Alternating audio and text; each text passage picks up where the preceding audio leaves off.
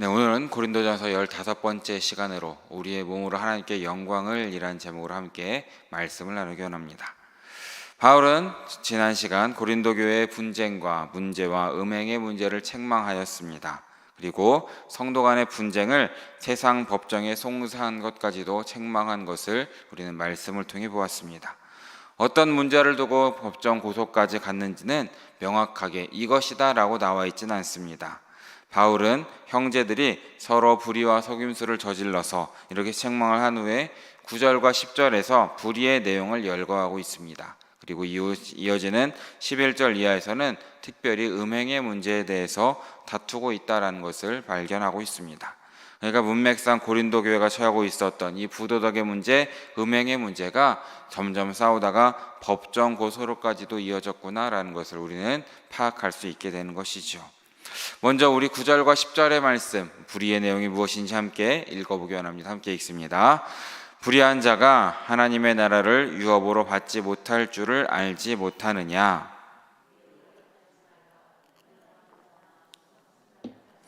간음하는 자나 탐색하는 자나 남색하는 자나 도적이나 탐욕을 부리는 자나 술 취하는 자나 모욕하는 자나 속여 빼앗는 자들은 하나님의 나라를 유업으로 받지 못하리라. 아멘.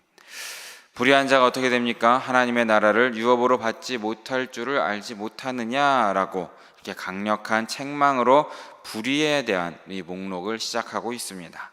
고린도 교회의 팽배한 불의는 9절 말씀을 보면 미혹 때문이다라는 것을 우리는 보게 됩니다. 미혹을 받지 말라라는 것은 스스로를 속이지 말라라는 말입니다. 고린도 교회는 이 영지주의적인 거짓 가르침이 팽배해 있었고 그것이 성도들을 괴롭히고 있었던 것을 말씀을 드렸습니다. 하나님께서 복음을 통해 주신 자유를 가지고 마음대로 죄를 짓고 살지라도 육신의 죄가 영혼의 구원에 영향을 못 미친다라는 이런 거짓 가르침에 모두가 미혹이 되어 있었다라는 것이죠. 그래서 그들은 하나님을 속일 뿐만 아니라 스스로를 속이고 있었다라는 것입니다. 그래서 9절에 열거된 불의의 내용은 음란으로 시작돼서 모든 것이 다 음란의 문제에 속하는 것이다 라는 것을 우리는 말씀을 통해 보게 됩니다. 그래서 우상 숭배, 이것이 음란의 주요한 통로가 되었던 것이죠. 고린도 교회에는 많은 신전들이 있었는데 특별히 아프로디테를 섬기는 신전이 있었다고 합니다. 이곳에는 무려 1000명이나 되는 성전의 창기들이 존재했고 그들과의 음행이 아예 제사 의식 중에 하나라고 전해지고 있습니다. 이런 간음과 탐색 또 남색 이런 모든 것이 다 음행의 종류이고 다른 종류의 음란이다라는 것을 우리는 바라보게 됩니다. 또한 이제 10절 말씀을 보면 음란 문제 이외의 다른 불의에 대해서도 함께 열거하고 있습니다. 근데 이것을 보면 이 열거된 제약들은 세상이 아닌 고린도 교회에서 행해졌던 일이다라는 것도 함께 바라봐야 됩니다. 죄악의 목록들을 보면 교회에서 일어난 일이라고 하기 부끄러울 정도인 것이죠. 고린도 교회는 당시 고린도가 타락한 모습, 그 모든 것을 그대로 보여주고 있었다라는 것입니다. 예수님을 믿고 따르는 이 그리스도인이 되었다고 하면서도 세상과는 전혀 구별이 되지 않는 채 그냥 그렇게 살아가고 있었다라는 것입니다. 그래서 사도 바울은 이러한 자들에게 엄중한 경고를 주고 있습니다. 무엇입니까? 이러한 자들은 하나님의 나라를 유업으로 받지 못할 것이다 라고 말씀하고 있습니다. 사랑하는 여러분, 이 바울의 무서운 경고를 마음에 새기시고 살아가시는 우리 모두 되시기를 진심으로 바라겠습니다. 이어지는 11절의 말씀을 함께 읽어보기 원합니다. 함께 읽습니다. 너희 중에 이와 같은 자들이 있더니 주 예수 그리스도의 이름과 우리 하나님의 성령 안에서 씻음과 거룩함과 의롭다 하심을 받았느니라. 아멘. 말씀드리는 것처럼 고린도는 온통 음란과 죄악의 소굴이었던 곳입니다. 하나님께서는 이러한 곳에서 죄인들을 불러주셨고 하나님의 자녀 삼아 주신 것이죠. 주 예수 그리스도의 이름과 하나님의 성령 안에서 모든 죄를 씻어주셨다라는 것입니다. 그로 인해서 거룩하지 않은 자를 거룩하다 칭하셔서 그리스도인으로서 성도로 불러주셨던 것입니다. 의롭다 하지 않은 사람도 의롭다 칭하셔서 의인으로 불러주신 것이죠. 이렇게 죄인들의 죄는 예수님께 전가되고 예수님의 의는 죄인들에게 전가되었다라는 것입니다. 무엇입니까? 죄와 의가 맞교환이 이루어졌다라는 것입니다. 예수님은 죄인들의 죄로 인해 돌아가셨고 죄인들은 의로우신 예수님의 의로 살게 되었다라는 것을 기억해야 한다라고 우리에게 가르쳐주고 있는 것입니다. 이어지는 12절의 말씀도 함께 읽어보기로 합니다. 함께 읽습니다. 모든 것이 내게 가하나 다 유익한 것이 아니요 모든 것이 내게 가하나 내가 무엇에든지 얽매이지 아니하리라. 아멘. 하나님께서는 이렇게 예수님을 통하여서 구원받은 성도들에게 자유를 주셨다라는 것입니다. 율법의 멍에에 더 이상 얽매일 필요가 없는 것이죠. 모든 것이 가한 상태가 되었다라는 것입니다. 하지만 말씀하는 것처럼 모든 것이 다 가하다 해서 유익한 것은 아니다라는 것입니다. 하나님께서는 우리 마음대로 살게 하기 위해서 자유를 주신 것이 아니라는 것을 우리는 기억해야 됩니다. 오히려 이 자유를 가지고 주님을 위해서 살기 위해서 자유를 주셨다는 것을 믿으시기 바랍니다. 모든 것을 할 수 있는 자유를 주셨지만 어떠한 것에도 얽매여서는 안 되는 것입니다. 율법에 얽매이지 않는 자유를 주셨지만 자유를 가지고 다른 것에 얽매여서도 안 된다라는 것입니다. 말씀이 좀 어렵지만 예를 들어서 우리 술에 취하는 것은 술에 얽매이는 것이다 라는 겁니다. 담배에 중독되는 것 역시도 담배에 얽매이는 것이고 음란에 빠지는 것은 정욕에 얽매이는 것입니다. 모든 것이 다 가능하지만 이것으로 인해서 얽매이는 것은 죄악이 된다라는 것을 우리는 기억해야 되는 것입니다.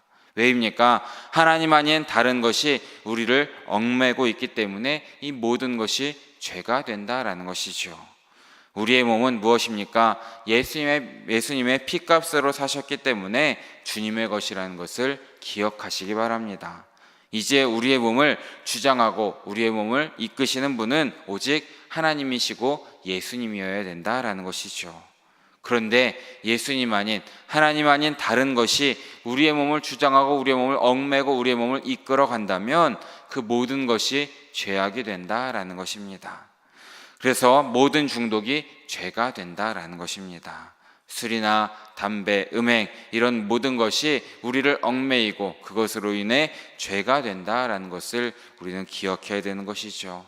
술에 취해서 술주정에서 타인에게 피해를 입히기 때문에 죄가 되는 것이 아니라 술이 우리 몸의 주인이 되게 하기 때문에 죄가 된다라는 것을 기억하시면서 그 모든 것으로부터 얽매이는 것을 풀어내시고 오직 하나님으로 이끌어 가시는 우리 모두 되시기를 진심으로 바라겠습니다.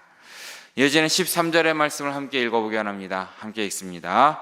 음식은 배를 위하여 있고 배는 음식을 위하여 있으나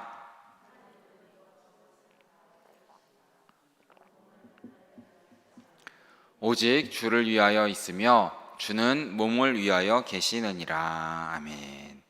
13절 말씀은 좀 이해하기가 어려워 보일 수도 있지만 당시 문화적 배경을 조금 알면 쉽게 이해할 수 있는 것입니다. 말씀드린 것처럼 당시 고린도 성도들 사이에 있었던 음란의 문제는 우상 숭배의 문화와 깊은 관련이 있었습니다. 근데 우상 숭배와 관련해요 이 당시에 두 가지의 문제가 화두가 되었다라는 것입니다.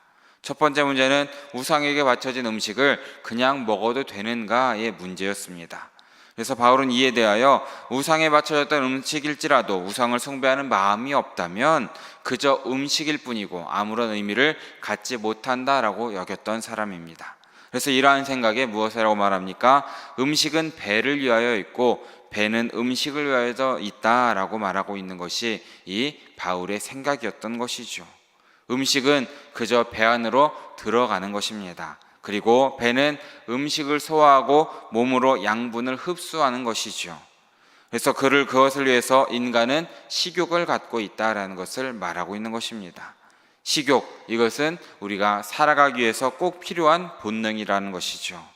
먹어야 몸을 지탱하고 일을 할 수 있다라는 것입니다. 그러나 뭐라고 말합니까? 음식도 배도 몸도 모두 다 사라질 것이다 라고 말하고 있습니다. 이 하나님께서는 이것저것을 다 폐하시리라 라는 이 말은 사람의 몸도 음식도 모두 일시적으로 존재하고 언젠가는 다 사라질 것이다 라는 것을 이야기하고 있는 것입니다. 그러게 무엇입니까? 사람들은, 우리 믿는 성도들은 일시적으로 존재할 이 몸을 위해서 살아서는 안 된다라는 것을 우리에게 말해주고 있는 것입니다.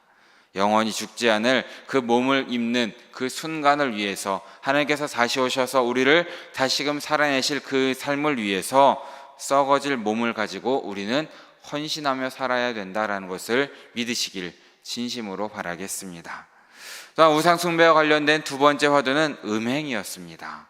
고린도 교인들은 식욕이 본능인 것처럼 색욕도 본능이니까 원초적 본능을 채우기 위해서는 음행 역시도 우리에게 가능하다라고 주장했던 사람들이 많았던 것입니다. 하지만 우리가 잘 알다시피 먹는 것과 음란한 것은 전혀 다른 문제라는 것입니다. 하나님께서는 다른 이 범위를 주셨다라는 것이죠. 하나님께서는 모든 생물을 무엇으로 주셨습니까? 인간이 먹을 수 있는 것으로 주신 것입니다. 하지만 성욕은 무엇입니까? 부부간의 아름다운 합의를 위해 주셨다라는 것을 우리는 기억해야 된다라는 것입니다. 성욕이 있기에 부부가 아름다운 한 몸이 될 수 있는 것이고, 이를 통하여서 생육하고 번성하고 땅에 충만하라는 하나님의 지상 명령을 지킬 수가 있다라는 것입니다.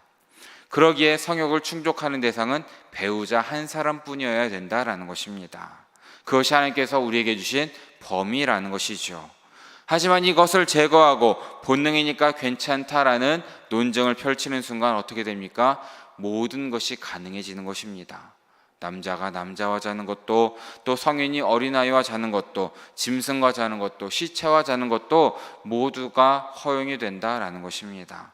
이 모든 것은 죄악이 된다라는 것을 우리는 기억해야 됩니다. 하나님께서는 본성을 사용할 이 범위를 우리에게 허락하심으로써 그런 본성을 제어하며 살도록 우리에게 허락하셨다는 것을 기억하시면서 그 바운더리를 넘지 않는 우리 모두 되시기를 진심으로 바라겠습니다. 그래서 무엇을 하고 말합니까? 몸은 음란을 위해서 있지 않고 오직 주를 위하여 있다라는 것입니다. 그리고 주님께서는 몸을 위하여 계신다라고까지도 말하고 있습니다. 사랑하는 여러분, 하나님께서는 그리스도를 통하여서 우리 몸에 자유를 주신 것은 죄를 짓는데 함부로 굴리라라고 주신 것이 아니다라는 것입니다. 주님의 피값으로 우리의 몸을 사셨기 때문에 우리의 몸은 다시금 말씀드리지만 주님의 것이다라는 것을 우리는 늘 기억해야 됩니다. 그러기에 우리의 몸은 오직 주님만을 위해서 사용되어야 됨을 믿으시기 바랍니다. 또한 마지막 13절 후반절을 보면 주님께서 우리의 몸을 위해 계신다라고 말씀하고 있습니다. 이것은 주님께서 우리에게 부활하셔서 영원히 살 영광스러운 몸을 주시기 위해서 존재하신다라는 것을 말하고 있는 것입니다. 주님께서는 우리에게 부활을 주시기 위해서 인간이 되셔서 이 땅에 오셔서 죽으시고 먼저 부활하셨다라는 것을 말씀해 주고 있습니다. 그래서 주님을 믿는 우리들은 주님을 따라 맺히는 또 다른 부활의 열매를 맺게 될 것이다 라고 우리에게 가르쳐 주고 있는 것이죠. 그래서 14절 말씀을 보면 바울은 이렇게 말합니다. 우리 14절의 말씀을 함께 읽습니다. 하나님이 주를 다시 살리셨고, 아멘. 그러게 무엇입니까? 우리는 부활의 영광스러운 몸을 입고 하나님의 나라를 유업으로 받을 그날을 소망하면서 이 땅 가운데 우리의 몸을 주님께 헌신해야 된다라는 것을 계속해서 말씀하고 있는 것입니다. 그래서 우리 주님께서 존재하신다라는 것이죠. 그러게 우리는 썩지 않을 몸을, 썩지 않은 몸을 입는 영광스러운 순간도 주시고, 그 순간을 위해서 썩어질 몸을 지탱케 하시는 주님을 위해서 우리의 몸을 헌신하면서 우리의 몸으로 영광을 올리시는 우리 모두 되시기를 진심으로 바라겠습니다. 하지만 그러지 못한 고린도 교인들을 이 바울은 다시금 강하게 책망하는 장면이 나옵니다. 우리 15절에서 18절까지의 말씀을 함께 읽어보기 원합니다. 함께 읽습니다. 너희 몸이 그리스도의 지체인 줄을 알지 못하느냐? 내가 그리스도의 지체를 가지고 창녀의 지체를 만들겠느냐? 결코 그럴 수 없느니라. 창녀와 합하는 자는 그와 한 몸인 줄을 알지 못하느냐? 일러서되 둘이 한 육체가 된다 하셨나니 주와 합하는 자는 한 영이니라. 음행을 피하라.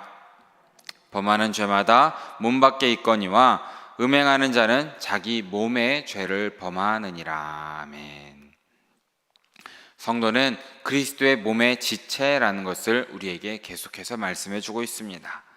예수님은 성도의 머리가 되시고 우리 성도들은 각 지체가 되어서 예수님과 그리스도와 한 몸을 이룬다라는 것이죠.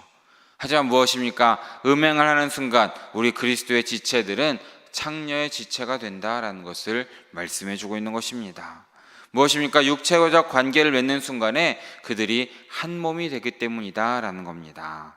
부부가 육체적 합의를 따라서 한 몸을 이루듯이 창녀와 잠을 자는 것, 이것은 창녀와 한 몸을 이룬다라는 것을 말하고 있는 것입니다. 그러기에 이 말씀을 통해서 우리가 기억해야 될 것은 우리 성도들은 절대로 음행을 해서는 안 된다라는 것입니다. 왜입니까? 우리는 주와 합하여서 한 영 한 몸을 이루어야 될 사람들이기 때문이다라는 것이죠. 바울은 그래서 죄악들 가운데에서도 음행을 가장 심각한 죄로 분류를 하고 있는 것입니다.